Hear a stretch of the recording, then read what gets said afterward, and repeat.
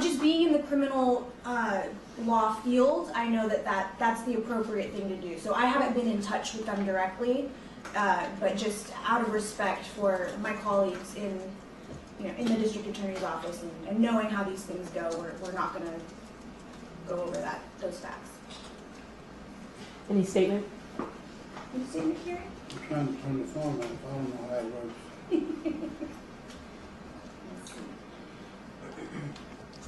Well, without the help of the community and all the people's prayers and the what do they call it, GoFundMe page, there's a ray of hope in it.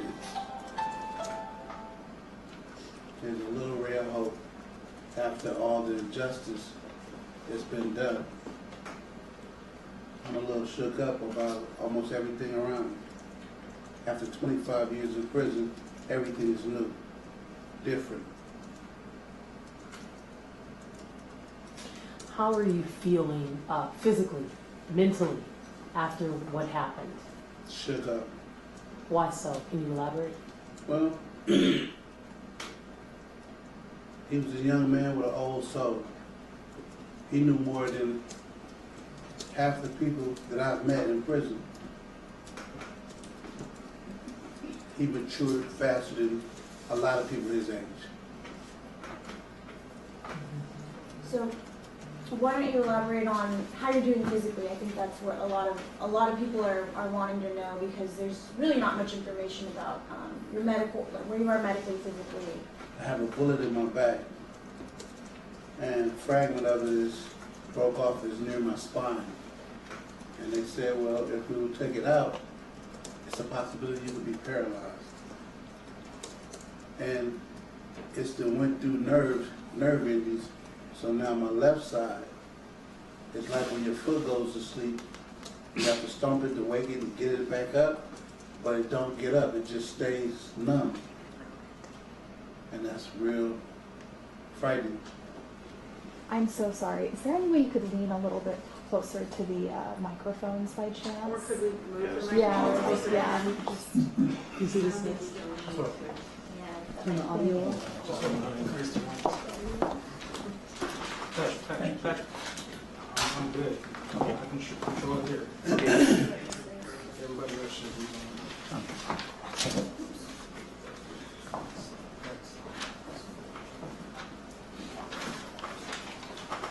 So obviously there was a lot of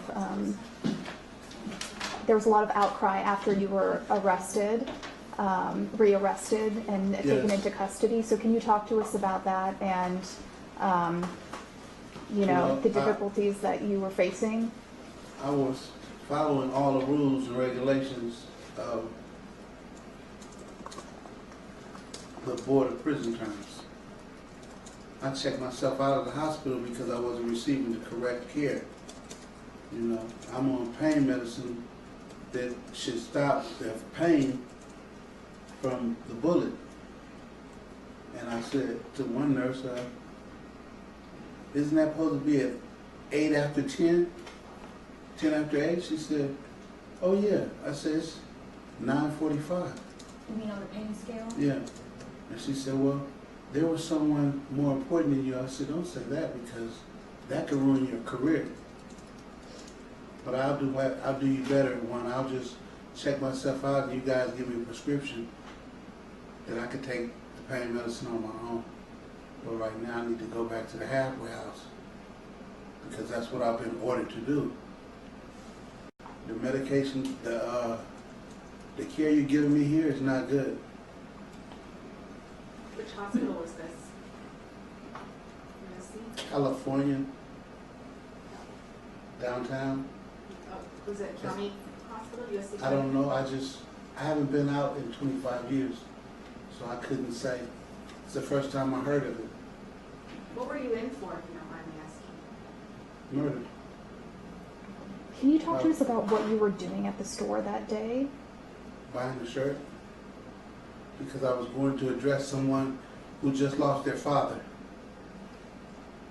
How do you feel about how complex this all is? With you serving your time, getting out, and still being technically treated like a criminal, and you being technically a victim. LAPD has said you were being treated as a victim, but you've kind of got, it's messy though, because you do have affiliations, he had affiliations. Like, how do you feel about how blurred this line has gotten? Well, With you technically legally violating parole, but then technically not because you were there for sure. It's complicated. How are you feeling about that? well, real shook up. If you say a person has made a change or a metamorphosis, you can't take an inchworm that turned into a butterfly and put him back into an inchworm. That's what Nipsey did. He transformed from around there and tried to make money off his rap albums to help the community, to give back when there was no one giving back. So how can you put a halo and then put horns? And same for you? Like, meaning you were there to shop, That's it. and now you've been dragged into all of this. How do you- Chaos. Straight chaos. You know? So sometimes I know and sometimes I don't know. As I stated before, people live with beliefs, assumptions, and opinions, but they never deal with facts. Facts don't lie, people do.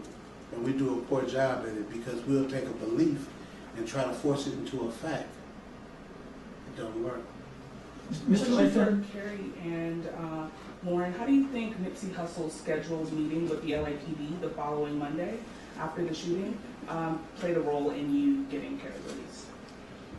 Well, I think that there has been a lot of attention on bridging the gap between local law enforcement and the inner city, and I think that they, even though the LAPD really had nothing to do with this case, it was the parole board that affected the arrest.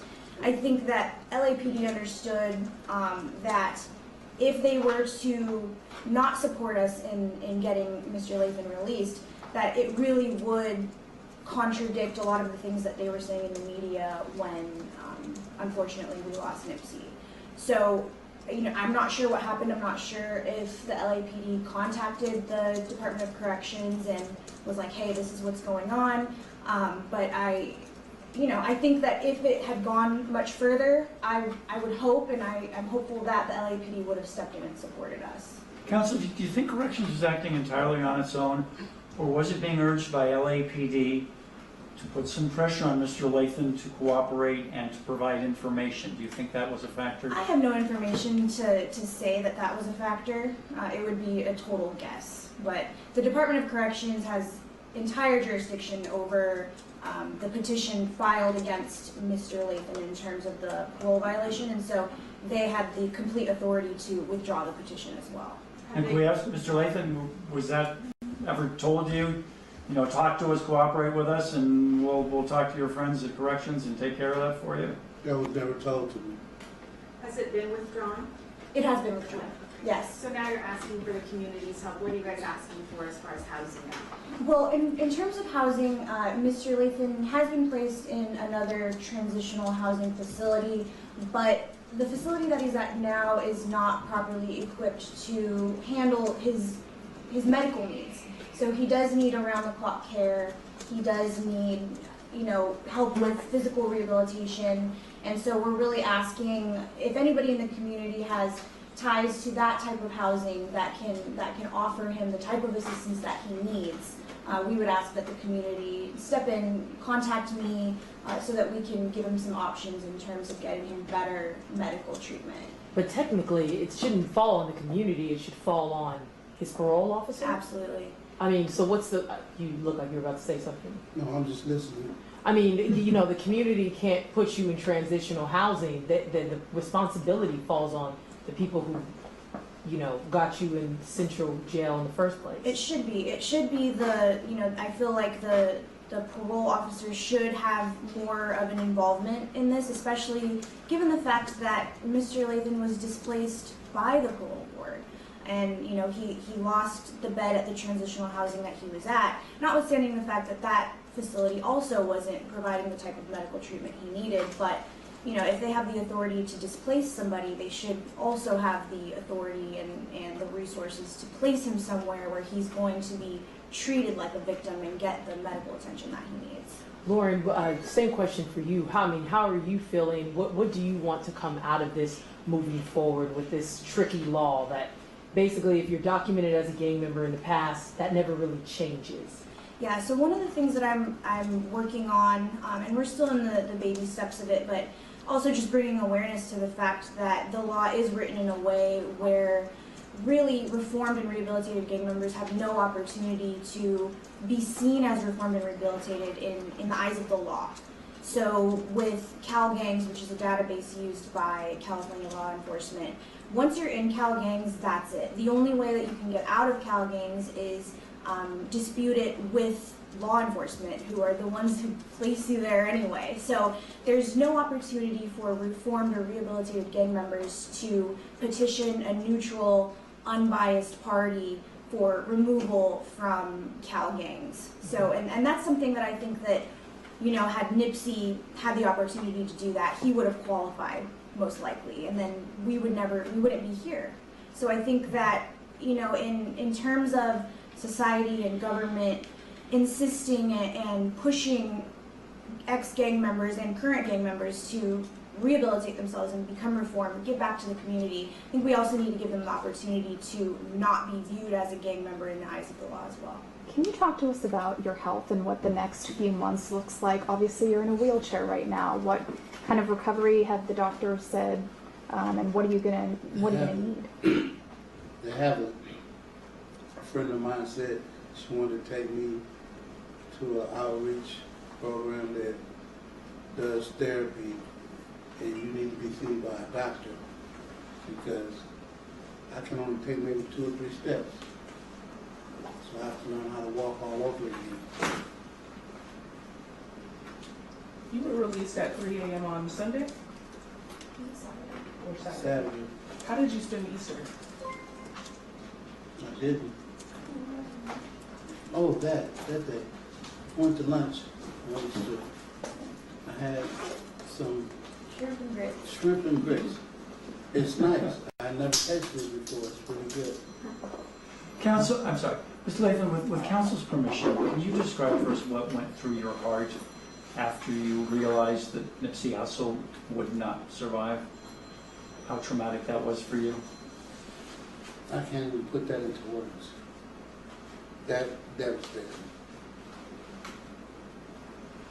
Was it when you were still on the ground that you realized that? Yeah, I can't even put it into words.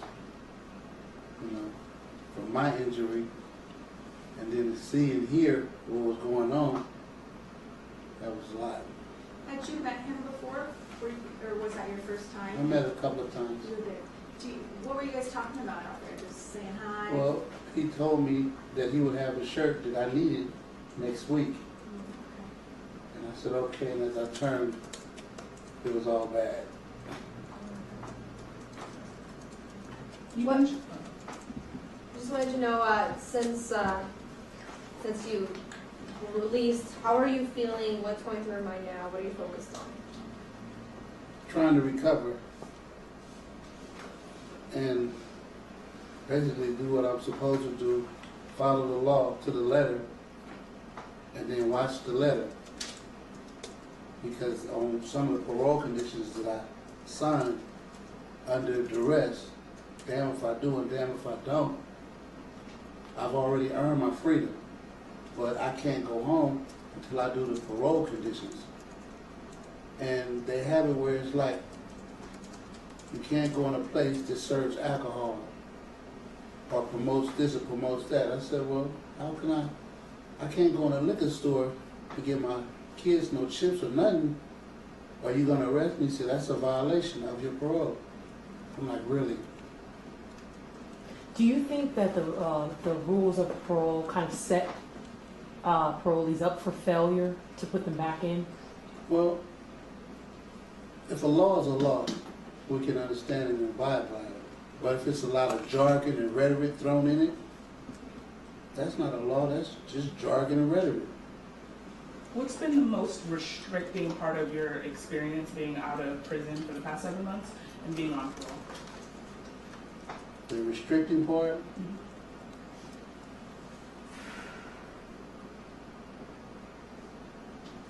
You're on parole. Would it be just the risk of being around somebody that you're not allowed to be around? Or? don't even know. Yeah. I've been gone for 25 years. That's one I of don't the. know what people, who they are and what's going on in their background and who are they? So it's running the risk of affiliating with someone who's Who you may not even know. You know what I mean? I mean, if they're going to catch him up on a technicality like this, then where do we draw the line? You know, if he's at the grocery store and unknowingly there's a gang member in the next aisle, you know, where do we draw the line? I think is the true risk in all of it. How long is he on parole for? Like, Life. He's a lifer, but he may have some opportunity to demonstrate that he's eligible and qualified to be relieved from parole. I believe in 5 years we may revisit that. that's it. When you went to the marathon store, did you have any fears that something could happen as far as being around gang members? No. How about fear that somebody might attack Nipsey Hussle? No. Your counsel referred to the injustice you've done to you. Can you, in your words, describe the injustice you feel has been done to you? Well, the injustice that's what it means. It's just us. Everybody has done some wrong in their life. No one is perfect. But after you serve your time and you learn better and you do better, you still jeer that and poke that that's him right there. That's him what? The guy that got off punishment? That's how it is. The injustice was that corrections should not have taken you back into custody. No, I didn't do anything. I'm a victim. You didn't know that Nipsey Hussle had talked about being involved in Rolling 60s. I didn't have no idea of any of that. I know they said he was a Rolling 60s, but that's not what he is now. Today, he's a celebrity. I took a picture with a celebrity. I met him once, took a selfie. They said that's the end thing, take a selfie. And I think it's also important to note that, you know, and we talked about this a little bit already, that he had no idea that Nipsey would be at the store that day. So I know there were initially some reports that he was there to propose business to Nipsey, or that it was a set-up meeting, and that it was by chance that Nipsey was at the store that day. Yep. Well, it wasn't by chance. I mean, you were meeting him there so that's inaccurate? That's inaccurate. Have you met Nipsey prior, and have he ever given you any clothing prior? Well, he gave me some clothing to one of my sisters.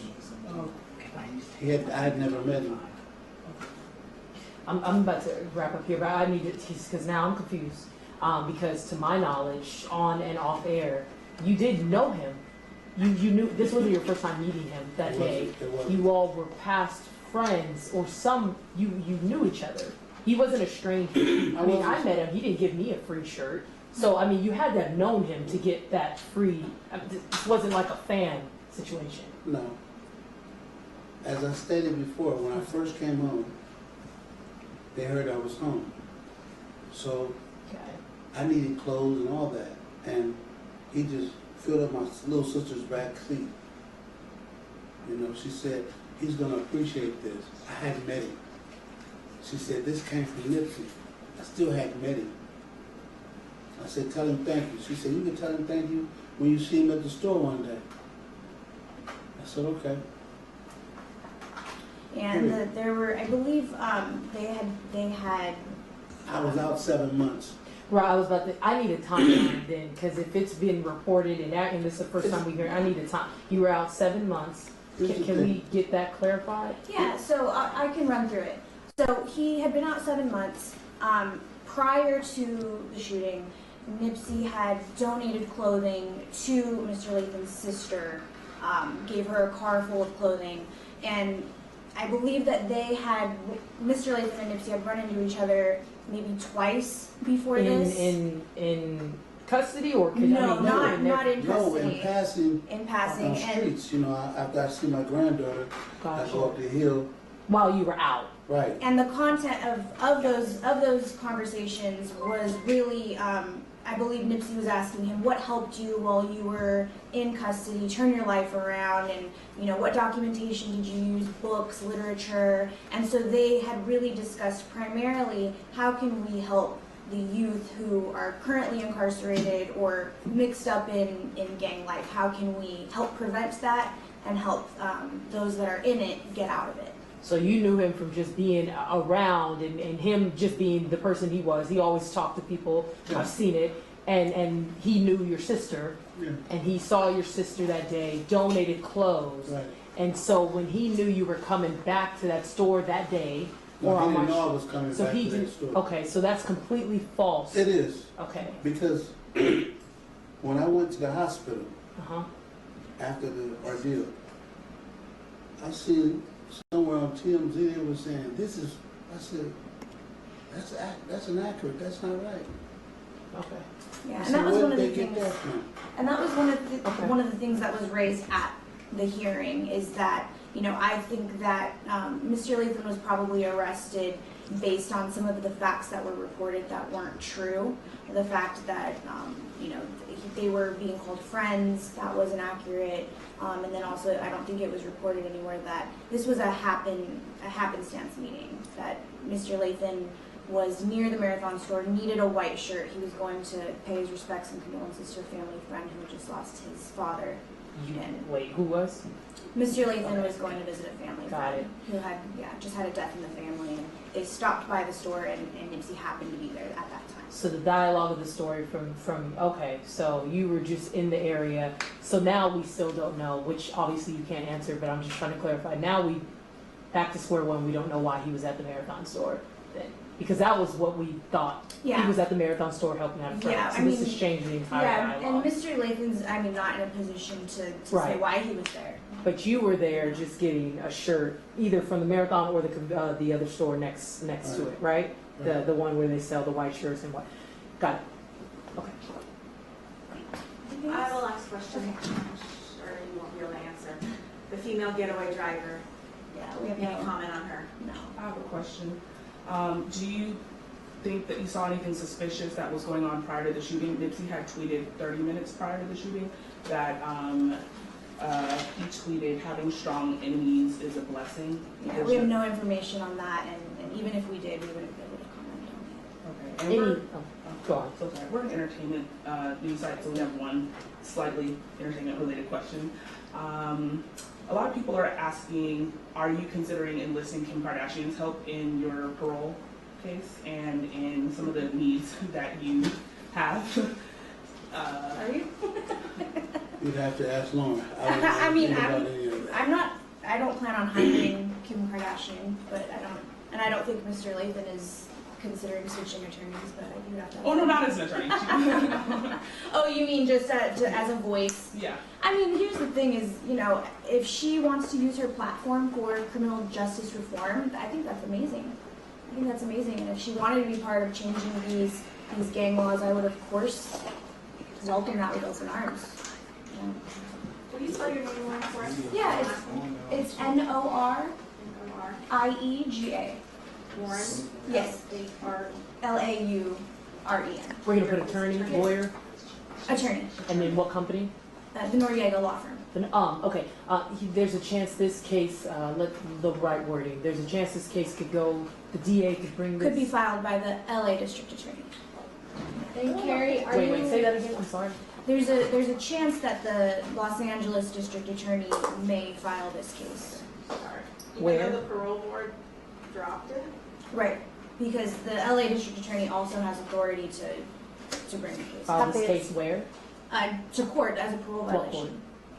Well, it would probably Superior? be CCB, I'm not sure where they would file it. In this past 7 months, has he violated parole before? No, he's been a model parolee.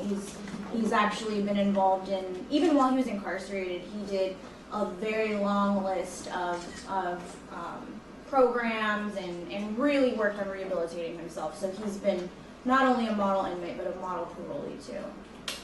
And what is that? This is, Kerry's so proud of this, it's a certificate of achievement from, I believe the first transitional housing facility that you were at. The 6 months that the board required of me. Yeah, so he brought some of his completion certificates. Okay. Can we see that again? What exactly is that? No, you can hold it up. So, you know. But wait, what does that mean? It's just a certificate of completion for the parole board, I believe, required him to complete the program at the transitional housing facility, and this is just proof that he completed that. So has the DA expressed anything that they may Yeah. file this? They have. They have.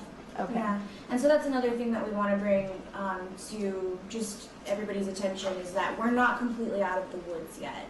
And I would love to hear from the LA District Attorney and hearing them say, you know, we don't plan on filing this case. But as of today, I haven't heard that.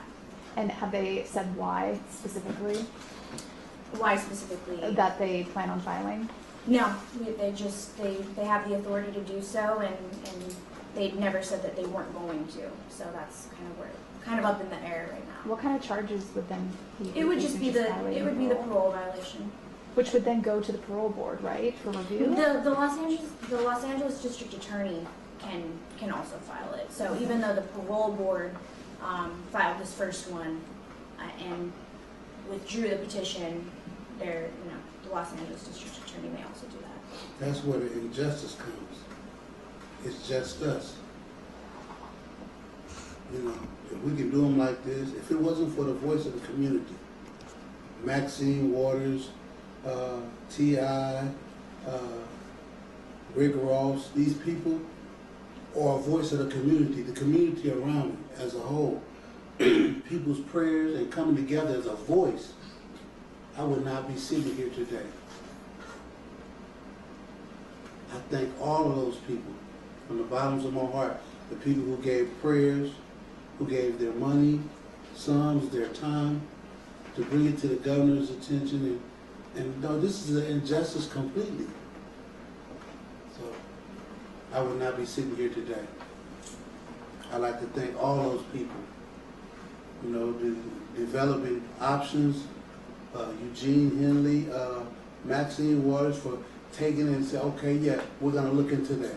If I didn't have these people, I would not be sitting here today. Did you receive any help from Rock Nation by chance, Jay-Z's? No, they said they were gonna look into it, so.